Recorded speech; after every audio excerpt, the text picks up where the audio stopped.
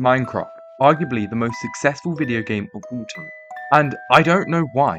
It completely sucks. You see, Minecraft is the definition of failure. Let me prove why.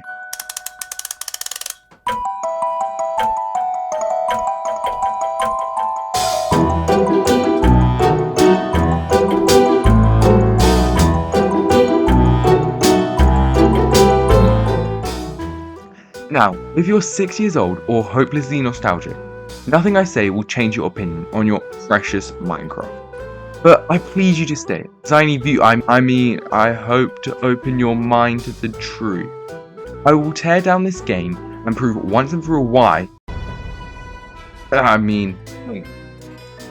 Minecraft sucks.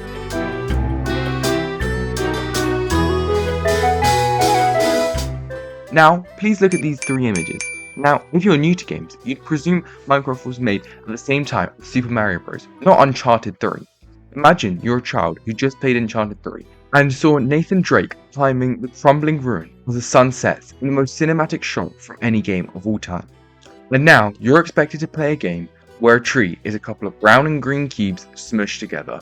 Not to mention, it's now going up against games like Cyberpunk and Red Dead 2, proving how it's timeless. And I don't know about you, but I'd much rather shell out £80 for a game that looks alright now but will look awful in a few years than a £20 game with graphics that could last forever because they look like crap no matter when you play. It also makes attacks against big corporate companies that make AAA games with hyper-realistic graphics, as it gives them an advantage, as Minecraft graphics can be run on almost any device, while these games that take actual effort can only run on £2,000 PCs. Hell, Minecraft can run on my laptop. That should tell you how bad Minecraft graphics are. The only explanation for this is Mojang are cheating. Man, you'd think a games company would be the main people against cheaters, but no. Just as bad as that hacker who scaffold and reach to cook you in Bed Wars, if not worse. With Minecraft's graphics being so simplistic, it causes a lack of innovation within the gaming community. Whilst games like Uncharted 3 made leaps and bounds of progress within the graphics department of the games industry, Minecraft is bringing it back to the Stone Age. Quite literally. Look at this Minecraft painting and compare it to a caveman's. What's the difference? I bet you can't. This lack of effort causes the game's graphics to not improve and crushes creativity. Now, you may be saying, oh, some of these builds look alright and a bit creative. But the only reason for that is the makers of the game have forced this burden onto the shoulders of the player. These devs are so lazy that they make some crap textures and a few horrible builds that could easily be expanded upon, and leave all the creativity on the player, forcing them to create amazing things. They are essentially dumping a bucket of Legos into your lap and saying, figure it out. The only difference is you can't swallow these cubes. This isn't a fun and engaging game loop, it's child labour. You'd think the least they could do was give some variation, but instead they only give over 800, most of which are unusable. Look at these poor souls trying to use these horrible Legos. But hey, it's not all about graphics, let's look at world design.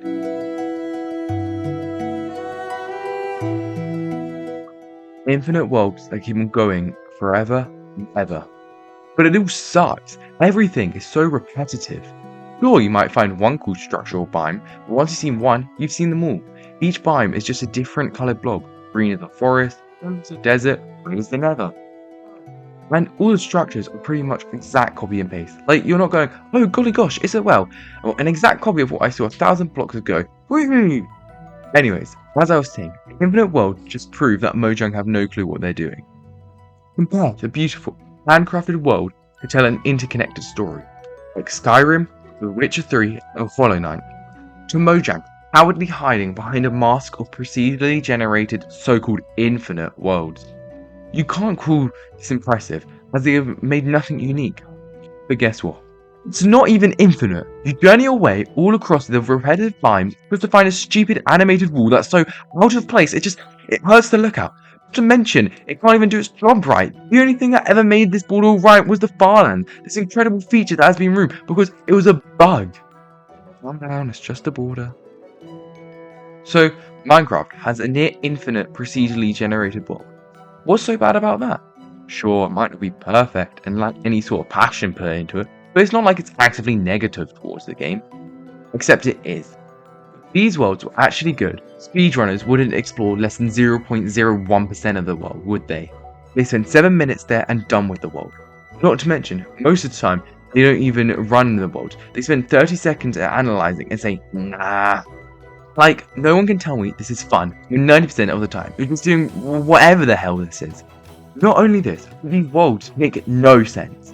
Look at this, snow in the desert. Video games used to pride themselves in their realism. Look at these games, Super Mario Bros. Plumber going into pipe, realistic.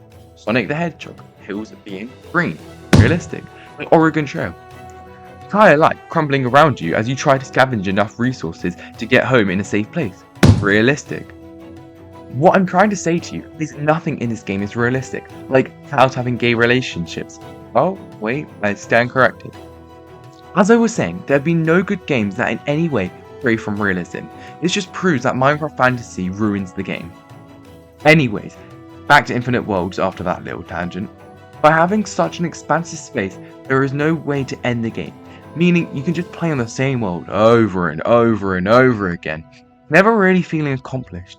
Community claims that this means there are infinite possibilities, but what they really mean to say is infinite filler or empty creation.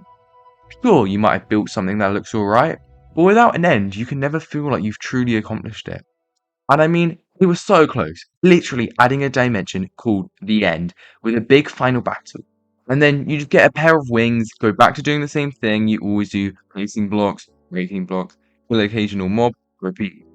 And you do this in an endless spiral forever, never reaching the same height and always being stuck on the same never-ending world.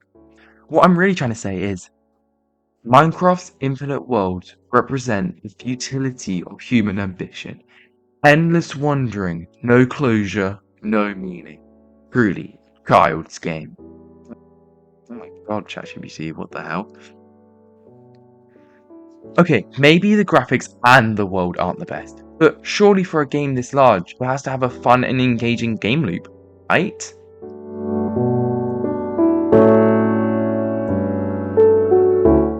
Look at this. Way too many stats to keep track of.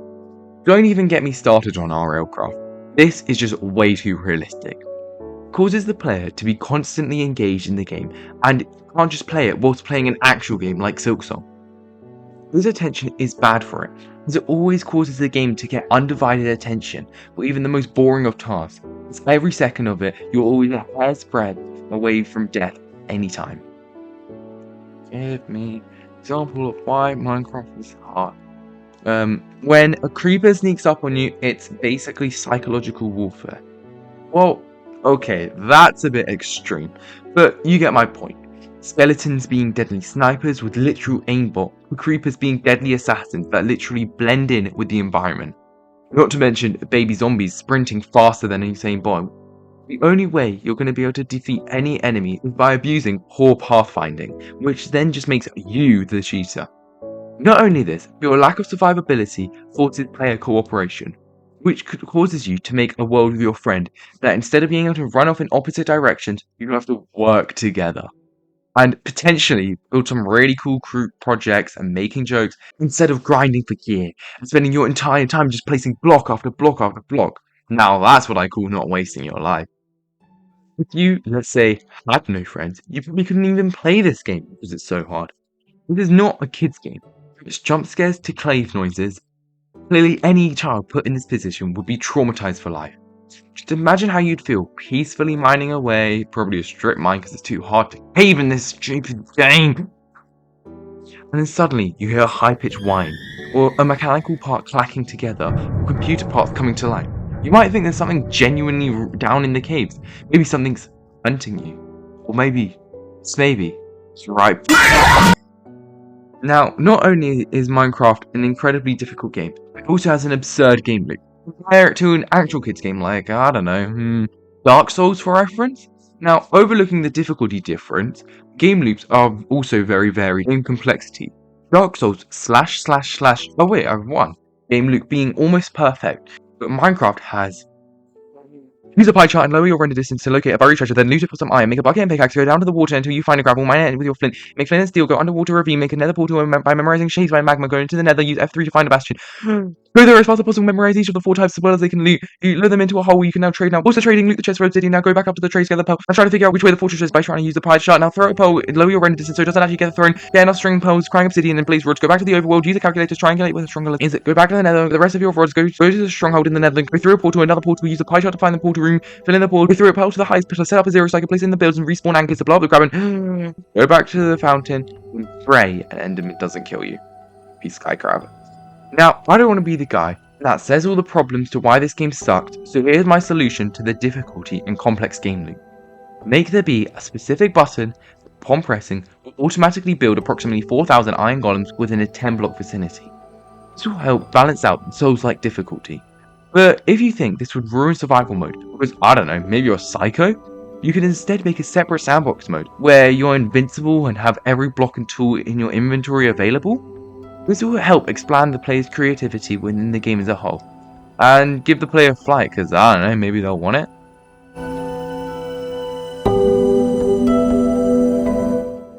You thought I had time to make another point? Joke's on you, I don't have enough time, so like and subscribe if you now undeniably agree that no!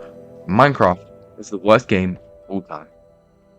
But if you're still not convinced, click here for part 2.